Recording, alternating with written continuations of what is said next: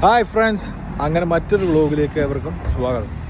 So ഞാനപ്പോൾ ഈ video ചെയ്യുന്നത് വെച്ച് കഴിഞ്ഞാൽ ഞാൻ ഇന്നലെ ഇപ്പോൾ എമ്പുരാൻ സിനിമ ഉണ്ട്, must watch long awaited movie. So എൻ്റെ പേഴ്സണൽ റിവ്യൂ ആണത്. എൻ്റെ വ്യക്തിപരമായ അഭിപ്രായത്തിൽ എനിക്ക് ആ മൊമെൻറ്റിൽ ഈ പടം കണ്ടപ്പോൾ ഞാൻ എക്സ്പെക്റ്റ് ചെയ്തൊരു സാധനം എനിക്ക് കിട്ടിയില്ല. അതെൻ്റെ എക്സ്പെക്റ്റേഷൻ്റെ പ്രശ്നമാണ്.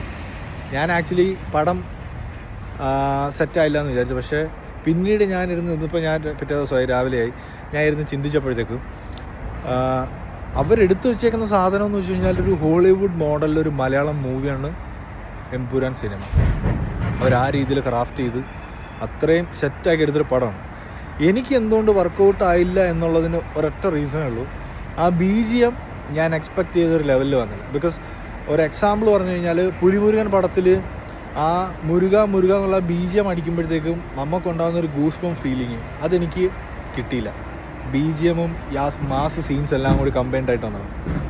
പക്ഷേ പിന്നീട് ഞാൻ ഇരുന്ന് അനലൈസ് ചെയ്തപ്പോഴത്തേക്ക് പൃഥ്വിരാജ് ഓൾവേസ് ഒരു വിഷണറി ഡയറക്ടറാണ്. സോ പുള്ളി എന്താ ചെയ്യുന്നത് വെച്ച് കഴിഞ്ഞാൽ 10 വർഷം കഴിഞ്ഞിട്ട് വരുന്ന സാധനമാണ് അളിനിപ്പോൾ ഉണ്ടാക്കുന്നത്. അപ്പോൾ അങ്ങനെ ചിന്തിക്കുമ്പോൾ ഹോളിവുഡ് ലെവലിലൊരു പടം ഉണ്ടാക്കുമ്പം ഹോളിവുഡിൽ നമ്മുടെ ഇവിടുത്തെ പോലെ കുത്തു BGM അല്ലെങ്കിൽ ഇപ്പം ഒരു എക്സാമ്പിൾ പറഞ്ഞു കഴിഞ്ഞാൽ ഈ ഇടയ്ക്ക് നന്ദഗോപാൽ ബാലയുടെ ഒരു പടം ഇറങ്ങി. അതിനകത്ത് ഡാക്കു ഇൻട്രോ സോങ് എന്ന് പറഞ്ഞൊരു BGM ഉണ്ട്. ആ BGM അല്ലെങ്കിൽ പിന്നെ ഗെയിം ചേഞ്ചറിലെ BGM പോട്ട് നമ്മൾ സാധാരണ ഫെമിലിയർ ആയിട്ടുള്ള BGMs ഉണ്ടല്ലോ, മാസ് നായകൻ വരുന്ന ആ കൈൻഡ് ഓഫ് BGMs ഒന്നും ഇംഗ്ലീഷ് സിനിമയിൽ സ്യൂട്ടബിൾ അല്ല. ഈ പടം അവർ എടുത്തേക്കുന്നത് എങ്ങനെയാണെന്ന് വെച്ച് കഴിഞ്ഞാൽ ഒരു മലയാളി അല്ലാത്തൊരു വ്യക്തിക്ക് സിമ്പിളായിട്ട് ഒരു ഹോളിവുഡ് ഫീല് കിട്ടുന്ന രീതിയിൽ, സിമ്പിളി സബ്ടൈറ്റിൽ ഇട്ട് കണ്ടു കഴിഞ്ഞാൽ ഒരു ഹോളിവുഡ് ഫീല് കിട്ടുന്ന രീതിയിലൊരു പടമാണ് ഇവർ എടുത്തു വെച്ചേക്കുന്നത്.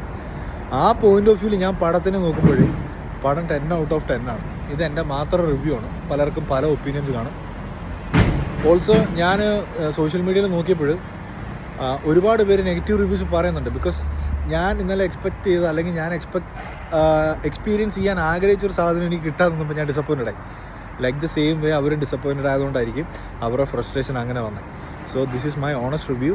So you guys should go and watch this movie because this is A must watch movie. Theatre experience തന്നെയാണ്. BGM പോലും ഇല്ലാതെ അവർ ഗൂസ് ബംസ് അടിക്കുന്ന കുറച്ച് സീനുകളുണ്ട്. ഒരു രക്ഷയില്ല. One of the greatest Malayalam മൂവിയാണ്.